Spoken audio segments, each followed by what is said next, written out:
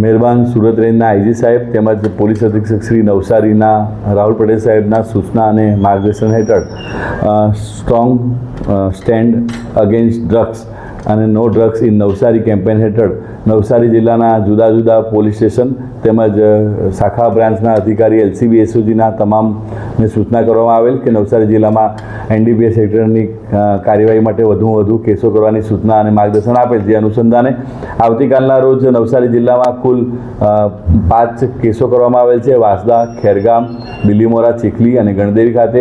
અને આજ રોજ નવસારી ટાઉન, રૂરલ, જલાલપોર અને વિજયપુર પોલીસ સ્ટેશન દ્વારા પણ એનડીપીએસના પેડલરો ઉપર કેસો કરવામાં આવેલ છે અને સખતમાં સખત કાર્યવાહી કરવામાં આવી રહેલ છે. નવસારી ટાઉનમાં આરોપી સઈદ સન ઓફ અબ્દુલ સત્તાર હમીદ મિયાના પાસેથી 553 ગ્રામ જેટલો ગાંજો, કિંમત ₹27,650. અને જલાલપુરમાં પણ આરોપી પ્રેમપ્રકાશ રુધિપ્રકાશ દુબે રહે નવસારી રેલવે સ્ટેશન ખાતે તેમની પાસેથી પણ 0.255 જેટલા ગ્રામ જેટલો ગાંજો પકડવામાં આવેલ છે. અને એ જ રીતે નવસારી રૂરલ પોલીસ સ્ટેશન અને વિજય પોલીસ સ્ટેશનમાં પણ ગાંજો પકડી પાડીને સારામાં સારી કામગીરી નવસારી જિલ્લાના પોલીસ અધિકારી દ્વારા હાલ કરી દેવામાં આવેલ છે.